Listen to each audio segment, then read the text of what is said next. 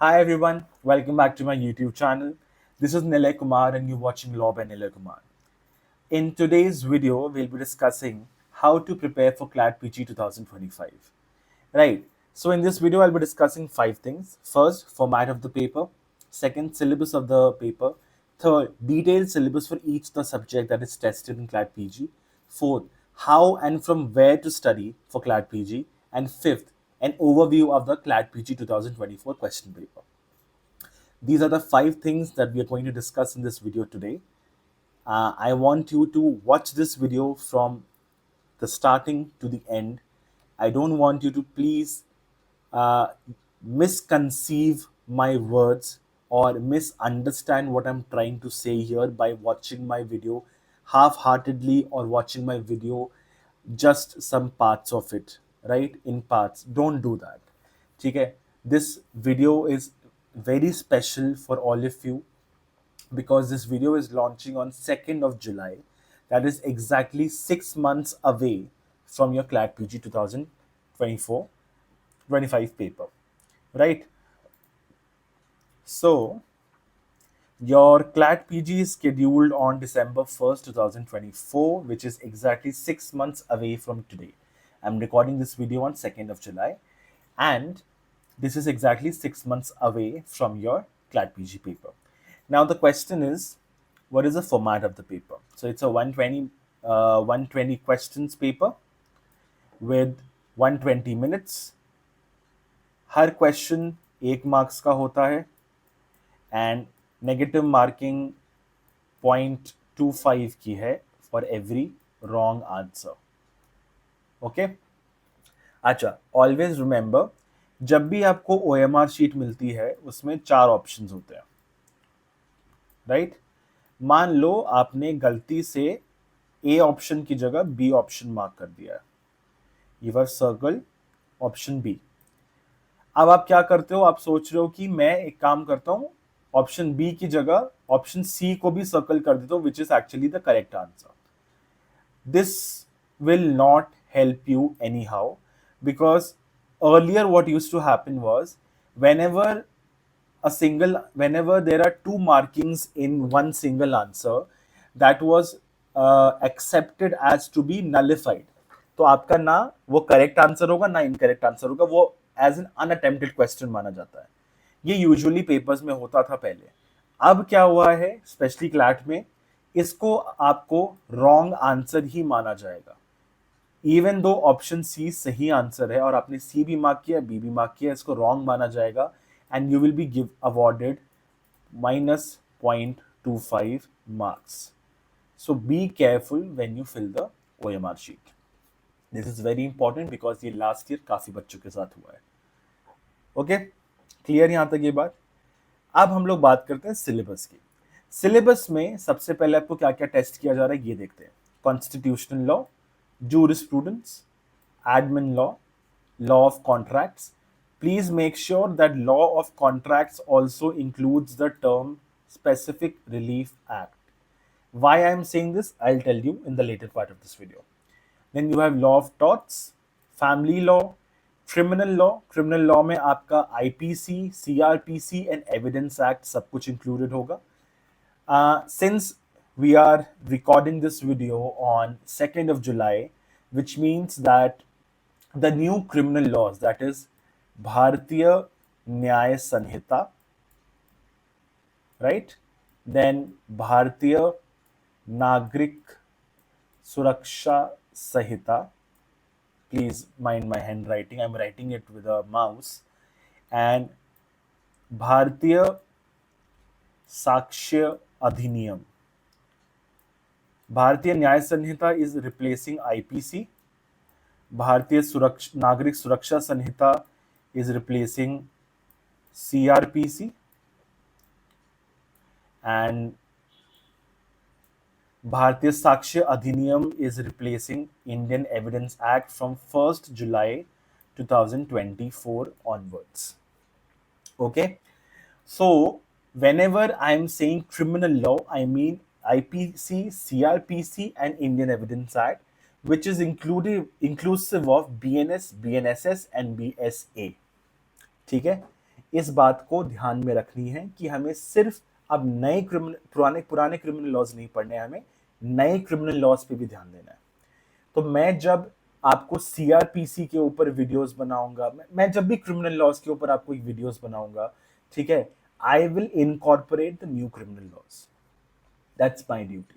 But it's also your responsibility that whenever you're reading old criminal laws, you have to correspond the provisions with the new criminal laws as well. Right? How are we going to deal with the new criminal laws? I'm going to discuss that in a separate video when I'll be starting with my new series of criminal law. Okay, I'll be starting that very soon. Give me some time. I also need some time to understand the new criminal laws. Once I am through with it, I'm going to start with my criminal law series as well. Okay, other than that, let's see property law, company law. Company law is a very important part now. CLAT has recently started testing more on the commercial side and the criminal side of the paper, rather than the traditional subjects like jurisprudence, constitutional law, torts, right? They are now focusing more on criminal law and commercial law. Then you have public international law, very important part, taxation law, environmental law, and labor and industrial law, right? In addition to this, you have Supreme Court judgments, latest Supreme Court judgments as well, right? यहाँ पे देखो साफ लिखा हुआ है, if you read the second point here. Awareness of the issues discussed in the passage as well as legal issues and facts related to and arising out of the passage and the judgment or statute from which it is extracted. Right? Summarize the passage, apply to ability to apply knowledge of the fields of law discussed in the passage. And where are these passages going to be from? Primary legal materials such as important court decisions in various fields of law, statutes or regulations. अब एक चीज यहां पे focus करो, यहां पे कहीं पे भी ये लिखा हुआ है कि सिर्फ सुप्रीम कोर्ट के लेटेस्ट जजमेंट्स से पूछे जाएंगे? The answer is no. यहां पे कहीं पे भी ये लिखा हुआ है कि सिर्फ लेटेस्ट जजमेंट से ही पूछा जाएगा? The answer is no. The phrase, please try to understand the physiology that they have used here.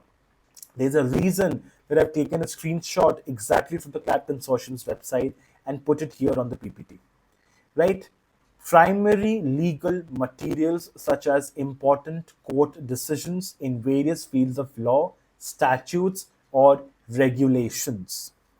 So, court decisions related to laws, statutes, and regulations. Now, this means it can include important latest judgments of the Supreme Court. It can include important latest judgments of the High Courts. It can include landmark, which may not be latest judgments of both Supreme Court and the High Courts. Right? सुन के घबराहट हुई? There is no specific syllabus for CLAT PG. And CLAT PG is one of the most unpredictable examinations conducted in India when it comes to legal fraternity. Clear? But if you think logically and if you see the previous year papers, you need to understand the kind of pattern they're following. Now I'm going to take you through 2020 में ये pattern change हुआ था. सो 2020 के पहले के papers देखने का कोई फायदा नहीं है. ये जो comprehension based, passages based questions आने लगे हैं, ये 2020 से शुरुआत हुई थी, the year Covid came into our lives. Clear? So 2020 का जो पेपर आया था, it was mostly based on Supreme Court judgments. So even if you do not have basic knowledge of the subjects like which we have discussed here, constitutional law, jurisprudence, right? Even if you have very basic understanding of, you remember very basic things because you're just fresh out of law school and you remember basic things, and if you are well aware, well versed with the legal with the legal events happening around you, with the legal judgments that are being pronounced by the Supreme Court of India, then 2020 ka paper is very easy for you. 2020 का paper was full of Supreme Court का judgments. If you are able to read Supreme Court का judgments, then वो paper मक्खन है एकदम, ठीक है. 2021 में they got 2021 का पेपर मैं बोलता हूं कि ये जो नया पैटर्न है ना, वो उसका बेस्ट पेपर है, because it is the most balanced paper I have ever seen in my life. Not too much focus on Supreme Court judgments, neither on Supreme Court judgments, nor on your basic legal knowledge. It's a balance of both. So you can only crack that paper when you have both legal knowledge and you are aware with the legal events happening around you. Clear? 2021 का paper इसलिए I consider to be the landmark paper. That is the paper, that is a standard that CLAT has set. Unfortunately, they're not following that standard. That's a very different thing, right?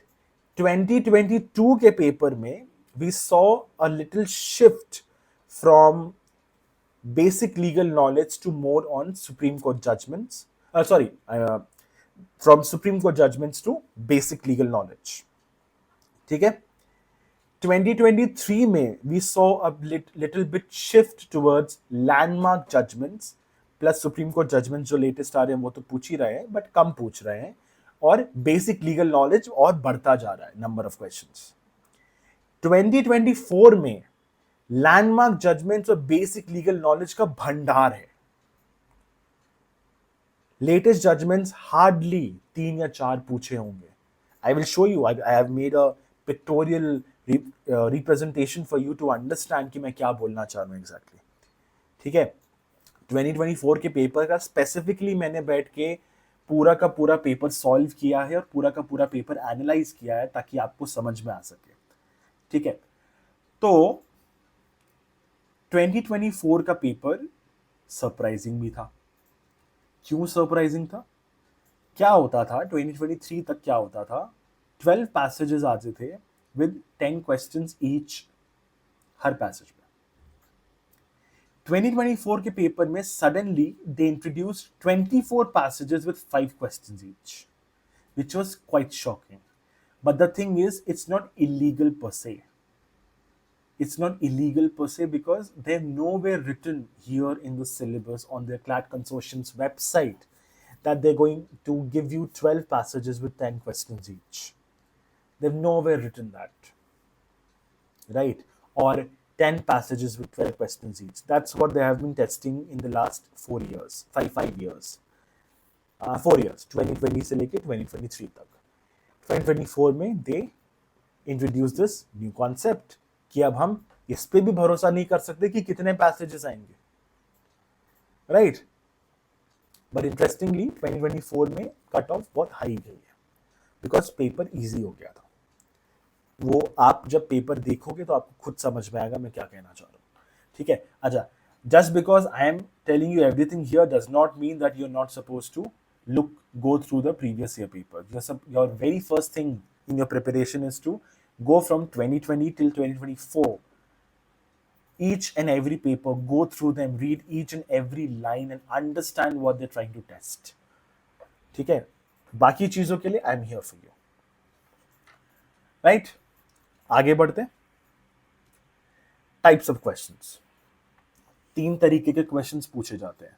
Knowledge based questions, judgment based questions, landmark judgment based questions.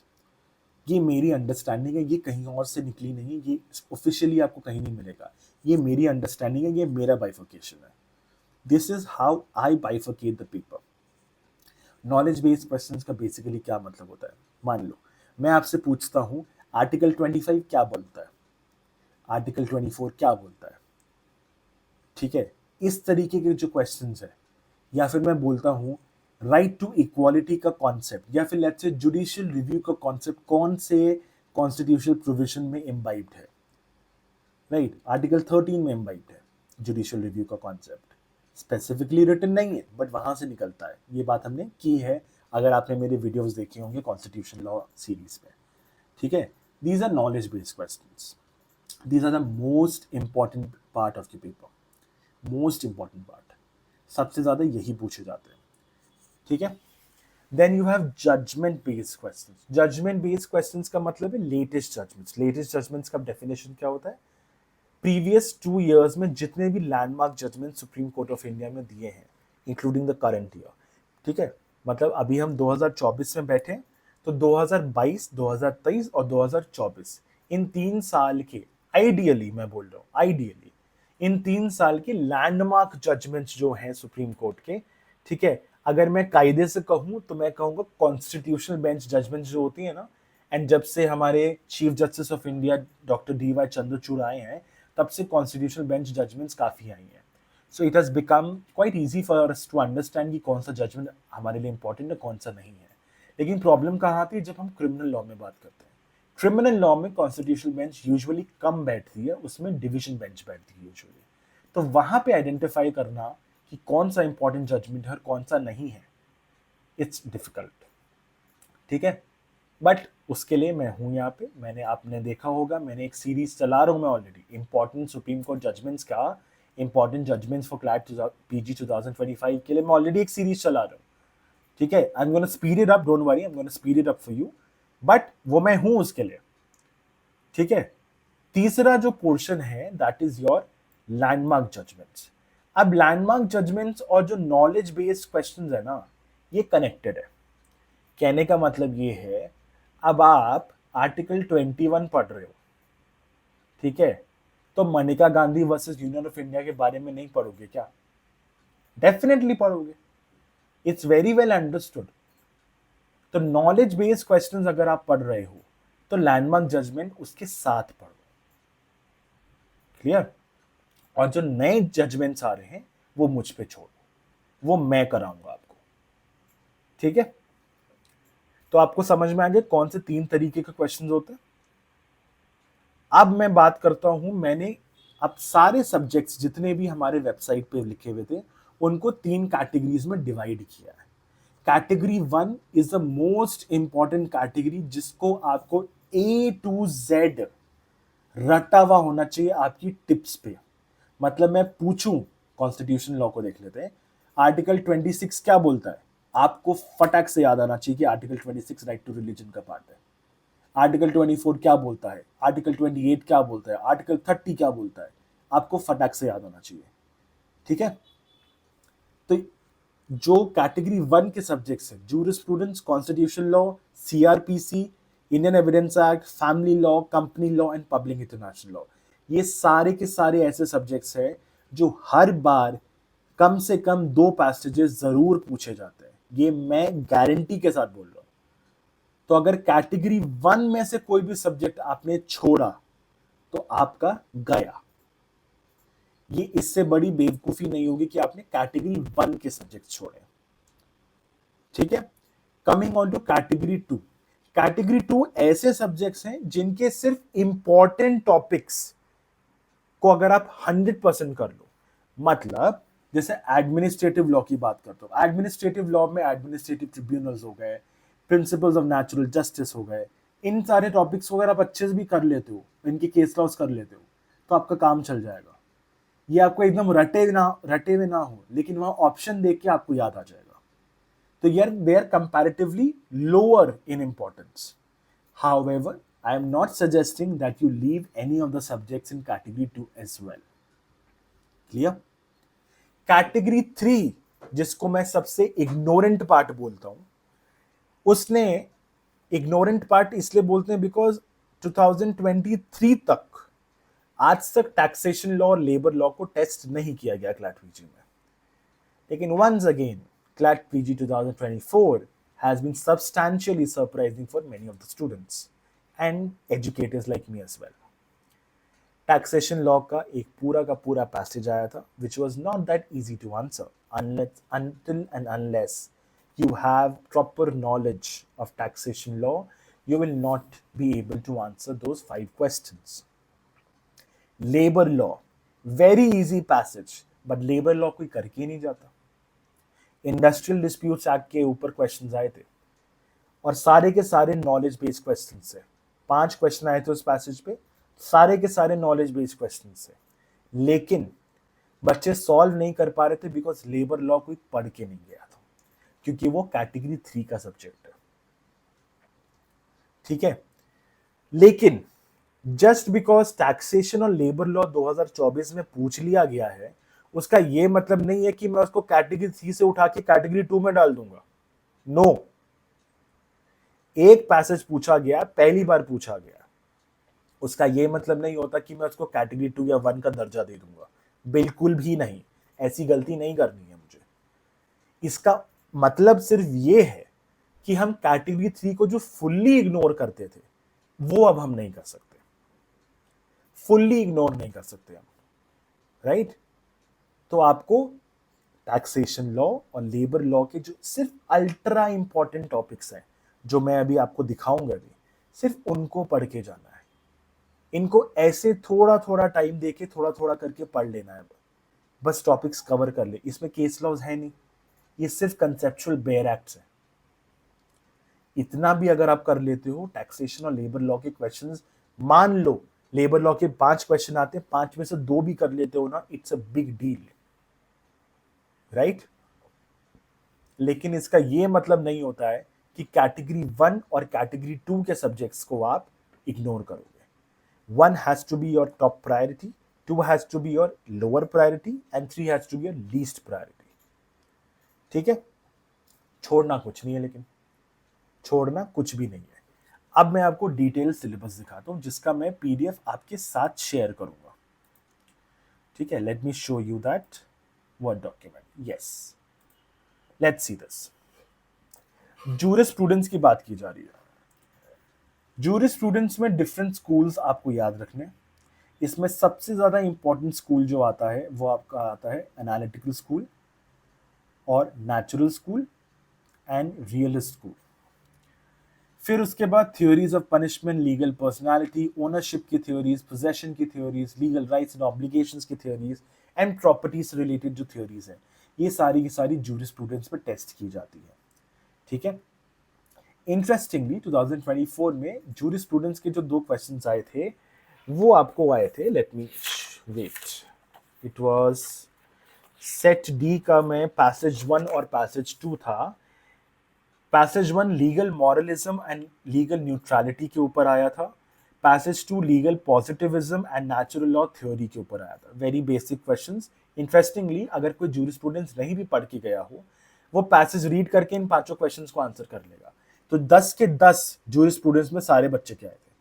अगर आपने passage read कर लिया तो ये jurisprudence के 10 के 10 questions attempt कर सकते थे बहुत आराम से। आपने वो 9-10 स्टैंडर्ड में सीबीएसई में अगर आपने इंग्लिश कॉम्प्रिहेंशन के क्वेश्चंस किए होंगे, तो आपको याद होगा, हम बस वो वर्ड्स अंडरलाइन करते थे, याद है, सेंटेंसेस अंडरलाइन करते थे और उसके फिर आंसर मैच करते थे और वो ऑप्शन मिल जाता था, वो आंसर हो जाता था। एग्जैक्टली वैसा आया था जूरिस्प्रूडेंस इस बार। तो जिन लोगों ने जूरिस्प्रूडेंस, बहुत से ऐसे लोग हैं जिनको जूरिस्प्रूडेंस पढ़ने में बहुत तकलीफ होती है, मैं भी उनमें से एक हूँ। ठीक है, लेकिन जूरिस्प्रूडेंस छोड़ के जाना इज नॉट द सोल्यूशन, कुछ तो करके जाना पड़ेगा। ठीक है, जूरिस्प्रूडेंस में ये मैं समझ सकता हूं कि जूरिस्प्रूडेंस आपका उतना स्ट्रांग नहीं है, लेकिन जूरिस्प्रूडेंस छोड़ के नहीं जा सकते। जस्ट बिकॉज 2024 में ऐसा पूछ लिया गया, ऐसा जरूरी नहीं है कि 2025 में भी पूछा जाएगा। इस तरीके से, इजी तरीके से पूछ लिया जाए, ऐसा कोई जरूरी नहीं है। तो बहुत बार क्या होता है ना, पैसेज रीड करके भी आंसर मिल जाता है, बट हर बार इसकी पॉसिबिलिटी नहीं होती है। ठीक है, अच्छा, जूरिस्प्रूडेंस में आपको जो थ्योरीज गिवन है, किसने दी है वो याद रखना बहुत जरूरी है, और किसने कौन सी बुक लिखी है ये याद रखना बहुत जरूरी है। अब ये रटने वाली चीज है, ये फ्री के नंबर आते हैं। ठीक है, एक पैसेज होगा, उसमें से एक क्वेश्चन पूछ देंगे, ये वाली बुक किसने लिखी थी बता दो बस। 4 क्वेश्चन भले ना आंसर करो, वो एक क्वेश्चन जरूर आंसर करके आ पाओगे अगर आपने सिर्फ इस वाले पोर्शन पे भी फोकस कर लिया तो, राइट? इसके लिए मैं वीडी महाजन आपको पढ़ने के लिए बोलूंगा। VD Mahajan is the best book जो आपको यहां से बचा सकती है। ठीक है, इसमें कोई भी यूट्यूब वीडियो अगर आप देखना चाहते हो तो देख सकते हो, you are most welcome, but I believe इसमें वीडियो देखने और सुनने से ज्यादा रीड करने की जरूरत है और आपको खुद के नोट्स बनाने की जरूरत है। Then coming on to constitution law, इसका सीरीज में ऑलरेडी चला रहा हूँ। कॉन्स्टिट्यूशन लॉ मैं बहुत जल्दी कंप्लीट करा दूंगा। इसमें सबसे इंपॉर्टेंट टॉपिक फंडामेंटल राइट्स है, जुडिशियरी, एग्जीक्यूटिव, लेजिस्लेचर तो है ही, इमरजेंसी प्रोविजन से यूजुअली कम क्वेश्चंस आते हैं, अमेंडमेंट प्रोसीजर से भी उतने क्वेश्चंस नहीं आते हैं, बेसिक स्ट्रक्चर डॉक्ट्रिन से भी उतने क्वेश्चंस नहीं आते हैं। Mostly FR, that is fundamental rights, और ये जो union judiciary and state, judiciary, state executive, legislature, ये सारे क्वेश्चंस पूछे जाते हैं। लास्ट ईयर भी पूछा गया था, एक एक्चुअली केस लॉ आया था, if you remember, government of national capital territory of Delhi versus union of India. इसमें सर्विसेज को लेके, सर्विसेज टर्म का डेफिनेशन, इंटरप्रिटेशन के रिगार्डिंग केस लॉ था, कॉन्स्टिट्यूशनल बेंच जजमेंट था। तो उसके कारण क्या हुआ था कि यूनियन एंड स्टेट एग्जीक्यूटिव जो है ना, बहुत इंपॉर्टेंट हो गया था, और वो टेस्ट भी किया गया पेपर में।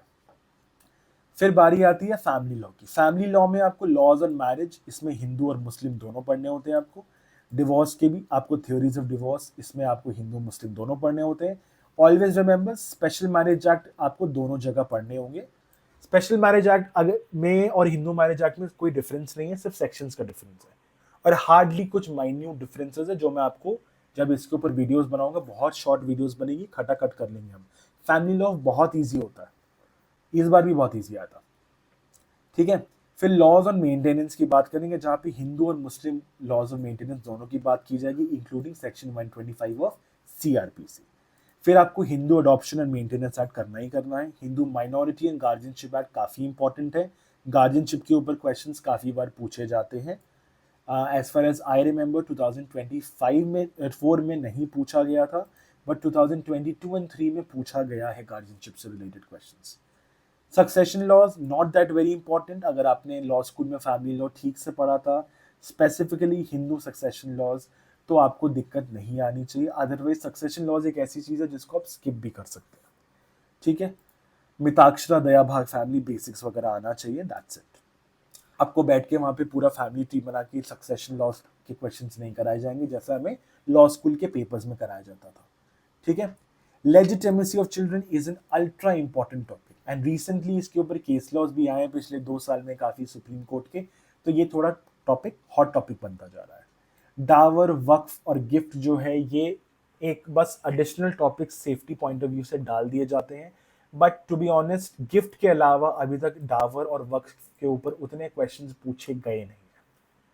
Company law becomes very important. As I said in the beginning of this video, commercial law and family law काफी ज्यादा पूछा जा रहा है। Sorry, commercial law and criminal law काफी ज्यादा पूछा जा रहा है, तो आपको ध्यान देने की जरूरत है। Last year winding of company पे क्वेश्चंस आए थे। Last year corporate social responsibility, this is corporate social responsibility. I'll upload it on my Telegram channel, don't worry. Okay, this is corporate social responsibility. फिर आपका memorandum of association, articles of association काफी important है। Prospectus and allotment of securities के ऊपर अभी 2024 में paper में question आया था, ठीक है। Powers of directors, appointments, KMPs, meetings, insolvency, again a very important topic under IBC. Company law में तो है ही, प्लस वाइंडिंग अप आपको कंपनी लॉ में पढ़ना है और इंसॉल्वेंसी आपको आईबीसी में पढ़ना है, ठीक है। फिर आते हैं हम सीआरपीसी पे। FIR very important, occurrence report, पूरा जो इन्वेस्टिगेशन वाला पार्ट है पुलिस रिपोर्ट तक, वो ये वाला पोर्शन बहुत इंपॉर्टेंट है। इसके ऊपर straight forward questions last year पूछे गए थे, पैसेज पढ़ने की भी जरूरत नहीं थी। चार्जशीट से रिलेटेड क्वेश्चन से खटाखट 1 मिनट के अंदर 5 क्वेश्चन आंसर कर सकते थे आप, इतना इजी पेपर था, इतना इजी पैसेज था वो, ठीक है। I can tell you the passage number also, I can tell you the exact passage number. Wait. This is criminal law, right? Basics of CRPC, passage number 20 of Set D, D for Delhi, Set D of CLAT 2024 PG, passage number 20. आप देख लेना कितना easy question आया था। फिर arrest और bell, highly important topics, हर साल इनके ऊपर कोई ना कोई जजमेंट इंपॉर्टेंट निकलती ही निकलती है। फिर complain proceedings, section 311, section 313 and inherent powers of the high court. 311 and 313 अब चेंज हो गया है। भारतीय नागरिक सुरक्षा संहिता में जो भी ये चेंजेस आएंगे वो सारे के सारे मैं पढ़ाऊंगा आपको, ठीक है। जैसे एफआईआर में इलेक्ट्रॉनिक एफआईआर का कॉन्सेप्ट भी आया है। ठीक है। तो ये सारी चीज़ें हम लोग, बेल में भी कुछ चेंजेस आए हैं, अरेस्ट में भी चेंजेस आए हैं, ठीक है। तो ये सारी चीज़ें हम सब कुछ जब हम क्रिमिनल लॉ के ऊपर सीरीज बनाएंगे तब ये सारी चीज़ें हम पढ़ेंगे वहाँ पे, ठीक है। इंडियन एविडेंस एक्ट में मोस्टली कोई खास चेंजेस नहीं आए, भारतीय साक्ष्य अधिनियम में कुछ खास चेंजेस नहीं आए हैं, ठीक है। उसमें ये इंपॉर्टेंट टॉपिक्स मैंने लिख दिए हैं। इलेक्ट्रॉनिक एविडेंस हमेशा से एक बहुत हॉट टॉपिक रहा है, और डाइंग डिक्लेरेशन और डिस्कवरी स्टेटमेंट, ऊपर के ये चार जो टॉपिक है, एडमिशंस एंड कन्फेशंस तक, ये हमेशा से बहुत ही इंपॉर्टेंट टॉपिक रहे हैं, राइट। तो इस चीज का आपको ध्यान रखना काफी जरूरी है, राइट। फिर बात आती है पब्लिक इंटरनेशनल लॉ की। ये आपको गूगल कर करके पढ़ना पड़ेगा। पब्लिक इंटरनेशनल लॉ में आपको इसके लिए जो जो भी लॉ स्कूल में पढ़ाया गया है उतना ही पूछा जाता है। लैंडमार्क जजमेंट्स इसमें बहुत इंपॉर्टेंट है। जितने भी आईसीजे के लैंडमार्क जजमेंट्स पूछे अभी तक रिसेंटली लास्ट 10 ईयर्स में आए हैं, जैसे लोटस केस हो गया, ठीक है, इस तरीके के जितने भी केसेस वगैरह हैं ये आपको करना बहुत ज़रूरी है। उसके बेसिस पे क्वेश्चन इस बार भी पूछे गए थे। यूएन चार्टर, यूनाइटेड नेशन के ऑर्गन से रिलेटेड, रिकॉग्निशन ऑफ स्टेट्स और रिकॉग्निशन ऑफ गवर्नमेंट्स बहुत इंपॉर्टेंट टॉपिक हो जाता है। सोर्सेज ऑफ इंटरनेशनल लॉ भी बहुत इंपॉर्टेंट टॉपिक हो जाता है। बाकी सब आप पढ़ भी सकते हो, बट मैंने आपको sources of international law, United nation and organs, recognition of states and governments and UN Charter. You cannot leave these topics, not at all. And in international law में जो recently जो भी events हो रहे हैं उससे related questions जरूर पूछे जाते हैं। एडमिनिस्ट्रेटिव लॉ में पीएनजे पूछा जाएगा। एडमिनिस्ट्रेटिव ट्रिब्यूनल्स के स्कोप, पावर्स एंड जुरिस्डिक्शंस के बारे में बात की जाती है। फिर राइट टू इंफॉर्मेशन एक्ट की बात की जाती है, जिसमें आपको judicial review of administrative decisions की भी बात की जाती है, ठीक है। ये सारी की सारी चीजें आपको पूछी जाती है। Admin law is quite easy, इसको कॉन्स्टिट्यूशन लॉ के साथ भी पढ़ सकते हैं। Environmental law, very easy topic, one of the most favourite topics of mind, because इतने डायरेक्ट क्वेश्चंस पूछते हैं। इस बार भी पूछा था। अगर आप इन्वायरमेंटल लॉ प्रिंसिपल्स खाली पढ़ के चले जाओ, मैं गारंटी दे रहा हूं आपका इन्वायरमेंटल लॉ के 5 में से 3 से 4 क्वेश्चन जरूर हो जाएंगे। और 2024 में काश, मैं भी दुआ करता हूं कि अगर मैं वैसा बच्चा होता जो कि ईवी लॉ प्रिंसिपल्स में अच्छे से करके गया होता, मैं भी 5 में से 5 स्कोर करके आता। बट वही गलतियां, ऐसी छोटी छोटी गलतियां नहीं करते। International conventions and protocols and EV law principles, ये 2 इंपॉर्टेंट सेट ऑफ टॉपिक्स हैं। इनको आप 100% करके जाइए, इन्वायरमेंटल लॉ आपका हो जाएगा। Air act, water act, EPA और environmental, this is environmental impact assessment. Let me write it down for you.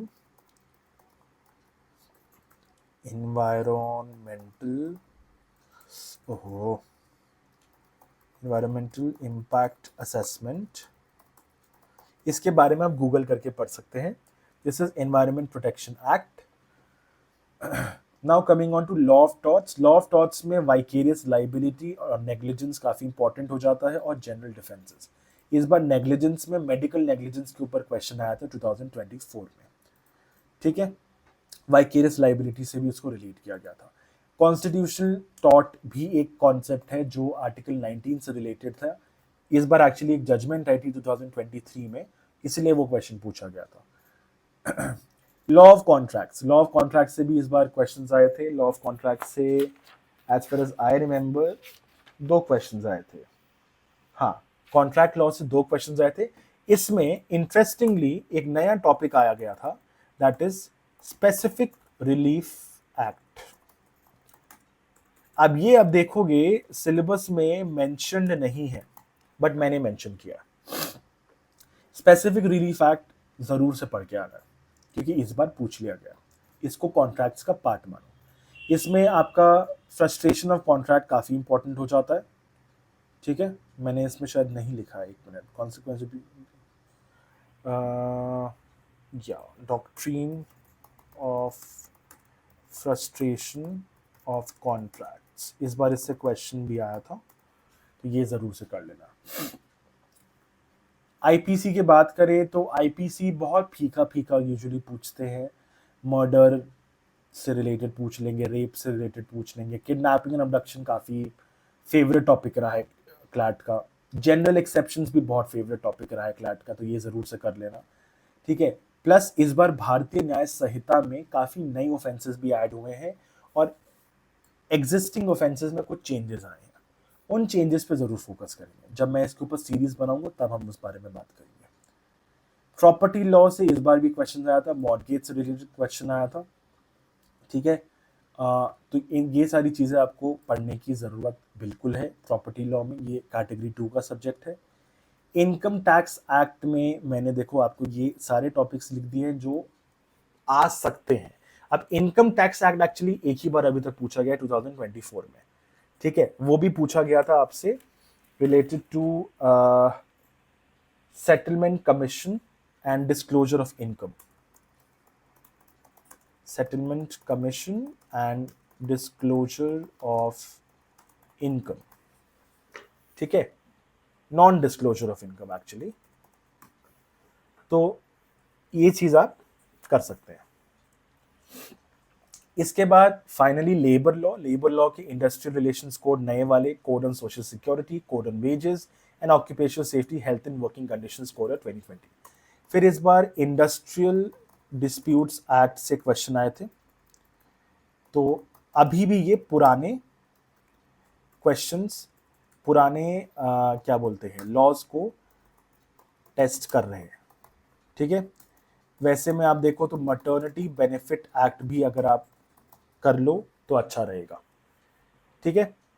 तो मैं ये सजेस्ट करूंगा कि यहाँ पे लेबर लॉ जल्दी पूछते नहीं है, ठीक है, बट मिनिमम वेजेस एक्ट हो गया, ये सारे जो इनके पुराने वर्जन्स थे जो अब नए कोड से रिप्लेस हो गए हैं, इनको भी एक बार पढ़ लेना। बट ये हमारा लीस्ट प्रायोरिटी है, पहले हम कैटेगरी 1 और कैटेगरी 2 पे फोकस करेंगे। आई होप आपको डिटेल सिलेबस समझ में आ गया होगा। What I am going to do for you is I'm going to make sure that as far as possible मैं सारे टॉपिक्स के ऊपर वीडियोस बना दूं, एटलीस्ट इंपॉर्टेंट टॉपिक्स, ठीक है। मेरा एम फिलहाल ये है कि हमारा जो कैटेगरी 1 के सब्जेक्ट्स है, ठीक है, कैटेगरी 1 के सब्जेक्ट्स को मैं जरूर से कवर कर दूं। क्लियर? अब मैं आपको ओवरव्यू दिखाता हूं क्लैट पीजी का। ये देखो,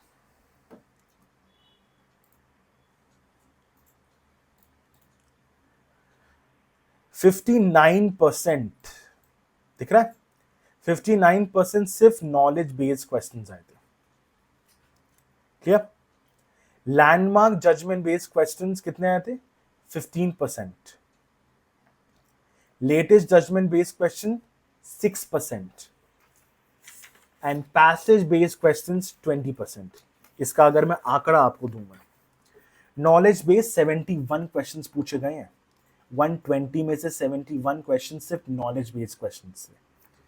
लैंडमार्क जजमेंट बेस्ड क्वेश्चन जो 15% यहां पे दिखाया गया है, वो 18 पूछे गए हैं। तो सिर्फ नॉलेज बेस्ड के साथ लैंडमार्क जजमेंट ऑटोमेटिकली कवर हो जाता है, ये बात आपको भी पता है, राइट? तो इतना कर लेते हो तो आप इमेजिन करो कितना, 59% और 15%, that is 74% of your paper आप ऐसे ही कवर कर लोगे, राइट? 74 ही हुआ ना, हाँ 74% ऑफ पेपर आप ऐसे ही कवर कर लोगे। उसके बाद पैसेज बेस्ड क्वेश्चन जिसकी कोई गारंटी नहीं होती है, इस बार 20% मतलब 24 क्वेश्चन पैसेज बेस्ड क्वेश्चन पूछ दिए थे, पैसेज रीड करो ये 24 क्वेश्चन आंसर हो जाएंगे, ऐसे क्वेश्चन पूछ लेते हैं। लेकिन उसके लिए भी बुद्धि का इस्तेमाल करना चाहिए। हुआ क्या था इस बार, बहुत सारे बच्चे 12 पैसेज एक्सपेक्ट कर रहे थे पेपर में, लेकिन जैसे ही पेपर ओपन किया 24 पैसेज देखी, काफी बच्चों की हालत खराब हुई थी। लेकिन जो बच्चे उसमें पैनिक नहीं किए, उनको यह समझ में आया कि 24 पैसेज करने का मतलब, पेपर लेंथी बनाने का मतलब यह है कि पेपर को इजी बनाया गया है, and that was true. That is the reason कि इस बार score I think somewhere around 108 या 112 के अराउंड, 108 के अराउंड हाईएस्ट मार्क्स किया था ऑल इंडिया रैंक 1 का। बात समझ में आ रही है? तो अगर पेपर लंबा है तो इजी होने के मैक्सिमम चांसेस है, पेपर छोटा है तो पेपर डिफिकल्ट होने के मैक्सिमम चांसेस है। And never forget the fact कि अगर आपके लिए इजी है तो सबके लिए इजी होगा, आपके लिए डिफिकल्ट है तो सबके लिए डिफिकल्ट होगा। क्लियर? ये मैंने कैटेगरी बेस्ड डिवाइड कर दिया है। कैटेगरी 1 से 54% क्वेश्चंस आए हैं, तो अगर कैटेगरी 1 आप कर रहे हो तो सोच लो कितना बड़ा पोर्शन कवर कर पा रहे हो आप। और कैटेगरी 2 से 38% क्वेश्चंस आए हैं, मतलब अगर कैटेगरी 1 और कैटेगरी 2 मिला के आप काम कर लो तो सिर्फ 8% है जो कि बच जाएगा। 8% नहीं भी करोगे तो भी क्लैट आराम से निकल जाएगा आपका, मस्त एनएलयू मिलेगा। बात आ रही है समझ में? तो मैं आपको यही समझाना चाह रहा हूं बस कि प्रिपरेशन करनी कैसे। मेरे YouTube चैनल को प्रॉपरली फॉलो करो और ये जो स्ट्रैटेजी अभी आपकी विंडो पे दिख रहा है स्क्रीन पे, इसको फॉलो करो।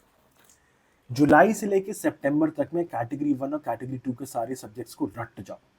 रट जाओ मतलब रट जाओ, टिप्स पे एकदम। सितंबर, अक्टूबर, नवंबर में सुप्रीम कोर्ट जजमेंट्स के ऊपर फोकस करो और कैटेगरी 3 के ऊपर सब्जेक्ट्स करो, फोकस करो। एंड कैटेगरी 1 और 2 के रिवीजन करो। और लास्ट के जो 2 महीने, 1.5 से 2 महीने बचते हैं, उसमें मॉक टेस्ट करो। मॉक टेस्ट 10 से 15 दे रहे हो तो बहुत है, लेकिन प्रिपरेशन के साथ दो। लेकिन इसका भी इंतजार मत करना कि नहीं मैं जब तक 100% प्रिपेयर नहीं करूंगा तब तक मैं मॉक टेस्ट नहीं शुरू करूंगा। नो, किसी का भी मॉक टेस्ट ले लो, सबके अच्छे होते हैं। ज़्यादा ऑप्शंस भी नहीं है क्लैट पीजी में, बहुत कम कोचिंग सेंटर्स हैं जो कि क्लैट पीजी में मॉक टेस्ट दे रहे हैं। ठीक है, मेरे पास अगर सर्विसेज अवेलेबल होती तो मैं खुद दे देता, बट मैं अभी I am alone actually. This is a one person institution I'm running, so it's difficult for me to make mock test series as well, right? But I'm going to try my best कि मैं आपको पढ़ाने का काम कर दूं, जो educate करने का काम है क्लैट पीजी के लिए वो मैं कर दूं। ठीक है, मॉक टेस्ट दो, मॉक का एनालिसिस करो कि गलतियां कहाँ हो रही है और उसके बाद रिवीजन करो। ठीक है, इसका स्क्रीनशॉट ले लेना, ये आपका टाइमलाइन है, ये टाइमलाइन को स्ट्रिक्टली फॉलो करना। एंड ये कुछ डूज एंड डोंट्स बनाए मैंने। डूज एंड डोंट्स में पहली चीज, रिवाइज रिवाइज रिवाइज। आज पढ़ा ना फंडामेंटल राइट्स, कल सुबह उठ के रिवाइज करो, परसों फिर से करो। अब क्या करो, 1 हफ्ते बाद रिवाइज करो। अब क्या करो, 15 दिन बाद रिवाइज करो। अब क्या करो, 1 महीने बाद रिवाइज करो। ऐसे होता है रिविजन। ठीक है, 3 से 4 घंटा रिगरस स्टडी स्केड्यूल अगर आप क्लैट पीजी के लिए बनाते हो, आपका क्लैट पीजी मैं गारंटी दे रहा हूं, निलय कुमार की गारंटी है, क्रैक हो जाएगा। क्रैक हो जाएगा मतलब अंडर 500, अंडर 400 रैंक आएगी आपकी। अगर आप 3 से 4 घंटे आज से, एक दिन बाद नहीं, आज से 3 से 4 घंटे रिगरस, इसमें ब्रेक्स इंक्लूडेड नहीं है, ब्रेक्स इंक्लूड वगैरह करके 5 से 6 घंटा हो जाता है वो। ठीक है, विदाउट ब्रेक, रिगरस स्टडी का मतलब हो गया विदाउट ब्रेक। मैं सारे ब्रेक्स वगैरह को माइनस करके बता रहा हूं। 3 से 4 घंटा फोकस स्टडी अगर आप कर रहे हो, आपका बहुत ही अच्छा रैंक आएगा। 500 से 400 से बिलो मैं गारंटी दे सकता हूं कि आएगा। ठीक है, तीसरी चीज, बहुत लोग आपको बोलेंगे बेटा ये सुप्रीम कोर्ट के जजमेंट पढ़ लो, पता है आपको ये नया लॉ आ गया, ये पढ़ लो, वो पढ़ लो। नो, भटकता नहीं है। अभी मैंने आपको दिखाया था ना सुप्रीम कोर्ट के लेटेस्ट जजमेंट कितने पूछे थे इन्होंने, ये देखो लेटेस्ट जजमेंट ग्रीन वाला 6% क्वेश्चन आए बस। इस 6% के लिए आप ये 74% कुर्बान करोगे। ये नहीं करना है, ये बिल्कुल नहीं करना है, ये गलती बिल्कुल भी नहीं करनी है। तो बेसिक्स बेसिक्स एंड बेसिक्स। ठीक है, वो विद्या बालन का डायलॉग था ना, इंटरटेनमेंट इंटरटेनमेंट इंटरटेनमेंट, वही वाला डायलॉग यहाँ अप्लाई है। Basics basics and only basics. ठीक है, चौथी चीज, don't over tyre yourself. Overwhelming लग रहा होगा अभी सुन के, बट अपने आप को ओवर टायर मत करो। आपको लॉ स्कूल भी संभालना है अपना, साथ में प्रिपरेशन भी संभालनी है, इंटर्नशिप्स भी संभालनी है, बहुत जॉब भी ढूंढनी है, बहुत मेहनत है। I agree, I know, I have lived through it. मैं एक्सपीरियंस के साथ बता रहा हूँ, आई नो कि आप किस तरह की पोजिशन में हो, लेकिन प्लीज ओवर टायर मत करो। मैं इसीलिए बोल रहा हूँ 3 से 4 घंटा बहुत होता है, क्योंकि हमने ये पढ़ाई ऑलरेडी 5 साल में कर रखी है। हमें बस फिर से अपने दिमाग को दौड़ाना है। इन ये जो चक्के जाम हो गए ना, उन पे तेल लगा के उनको लुब्रिकेट करके दौड़ाना है। बस यही करना है हमें, और कुछ नहीं करना, right. And last, live law या बार एंड बेंच जैसे वेबसाइट्स का अगर सब्सक्रिप्शन ले सकते हो तो ले लो, नहीं ले सकते हो तो न्यूज़पेपर्स पढ़ के लीगल न्यूज़ को फॉलो करो। अब आप ये डेली बेसिस पे करना चाहते हो या वीकली बेसिस पे करना चाहते हो, ये आपकी मर्जी है। लाइव लॉ का वीकली यूट्यूब पे सेशंस आता है, वो भी अगर आप सुन लेते हो ना, पैसिवली भी अगर सुन रहे हो आप, तो भी काम चल जाएगा।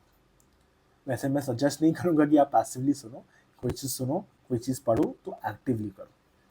Passive reading and passive studying से कोई फायदा नहीं होता यूजुअली, ठीक है। नोट्स बनाने के लिए नहीं कह रहा हूँ, कौन से केस लॉस करने हैं वो मैं बताऊंगा, उसकी चिंता मत करो, लेकिन लीगल न्यूज़ पढ़ो। इससे एक रीडिंग हैबिट मेंटेन होगी। ये पेपर रीडिंग स्पीड के बारे में भी है, तो उस पर भी ध्यान दोगे, रीडिंग स्पीड भी बढ़ेगी और आप एक अवेयर रहोगे, आप चीज़ों को कनेक्ट कर पाओगे कि क्या क्या इंपॉर्टेंट पूछा जा सकता है। जैसे इस साल क्रिमिनल लॉ बहुत इंपॉर्टेंट होने वाला है, ये सबको पता है क्योंकि नए क्रिमिनल लॉज आए हैं, और अभी तक क्लैट का कोई क्लैरिफिकेशन भी नहीं कि वो नए क्रिमिनल लॉ से पूछेंगे कि पुराने क्रिमिनल लॉ से पूछेंगे, तो कंफ्यूजन बहुत है, ठीक है। आपको पता है कि इस बार इलेक्शंस हुए, तो कॉन्स्टिट्यूशन लॉ में इलेक्शन वाले जो प्रोविजन होंगे वो आपको अच्छे से पढ़ने। बट ये बात आपको पता कैसे चलेगी कि इस साल इलेक्शंस हुए? लीगल न्यूज पढ़ने से। न्यूज पढ़ना है आपको। Be aware of your surroundings, तो आपको समझ में आएगा क्या पूछा जाएगा और क्या नहीं पूछा जाएगा, ठीक है। You will be able to relate, अच्छा ये वाली जजमेंट आई है, ओ तो ये वाला टॉपिक इसलिए इंपॉर्टेंट हो गया, आर्टिकल 370 इंपॉर्टेंट हो गया बिकॉज इस बार जजमेंट आई है उसके ऊपर। अगर इतने बुद्धिमान बन गए हो आप, तो आपको क्रैक करने से कोई नहीं रोक सकता फ्लैट, ठीक है। So this is it for this video. I hope आपको मेरा स्ट्रैटेजी सेशन पसंद आया हो। लंबा वीडियो लगता है, आई नो, मैं वीडियोस लंबी बनाता हूँ, लेकिन मैं बाकियों की तरह कमर्शियलाइज नहीं कर रहा हूँ। मैं जो भी आपको यहाँ पे हेल्प आउट करने की कोशिश कर रहा हूँ, जितना भी 1% भी कर पा रहा हूँ वो मैं सिर्फ और सिर्फ ऐसे लोगों के लिए कर रहा हूँ जो लोग अफोर्ड नहीं कर सकते कोचिंग, जो लोग आप बेमतलब का कोचिंग्स वगैरह में पैसा फूकने का कोई फायदा नहीं है। मैं हूँ यहाँ पे, मैं फ्री में पढ़ाऊंगा। मेरे पास जितना ज्ञान है, मेरे पास जितनी कैपेबिलिटी है, मैं कोई सर्वज्ञानी नहीं हूँ, लेकिन मेरी जितनी कैपेबिलिटी है उतनी मैं ज़रूर, उस क्षमता के हिसाब से मैं ज़रूर आपको हेल्प आउट करूँगा। और अगर मेरी ज़िंदगी में अगर आपका उससे 1% भी फ़ायदा होता है तो मेरी ज़िंदगी सफल है, ठीक है। तो इस वीडियो को यहीं बंद किया करते हैं, अब ज़्यादा हो रहा है, बहुत ज्ञान दे दिया, ठीक है। आपको कोई भी डाउट हो मेरे इंस्टाग्राम पे मुझसे पूछे, मुझे ईमेल कर सकते हैं, और मेरे टेलीग्राम चैनल को प्लीज़ और प्लीज़ फॉलो करो, ज्वाइन करो। वहाँ पे अपडेट्स आते रहते हैं, वीडियोस के क्विजेज आते रहते हैं, फ्री नोट्स मैं शेयर करता रहता हूँ। अभी आर्टिकल 19 के नोट्स मैं शेयर करने वाला हूँ वहाँ पे। आर्टिकल 19 का वीडियो निकला है ना, अभी एक और वीडियो निकलेगा, उसका एक ही साथ में कंपाइल नोट शेयर करूँगा, ठीक है। तो मेरा टेलीग्राम चैनल ज्वाइन करो, बहुत फ़ायदा होगा वहाँ से। फ्री का मटेरियल मिल रहा है, फ्री का भी अरे फ्री का मिल रहा है यार, धनिया पुदीना तो लेते रहते हो, ये तो फ्री पढ़ाई है, ज्ञान है, सरस्वती जी है, ले लो। तो टेलीग्राम चैनल ज्वाइन करो, इंस्टाग्राम पे फॉलो करो, और मस्त पढ़ाई करो। कभी भी कोई भी दिक्कत आए, I am just one message away, you can contact me anytime you want, right? So this is it for this video. I will see you in the next video. Goodbye.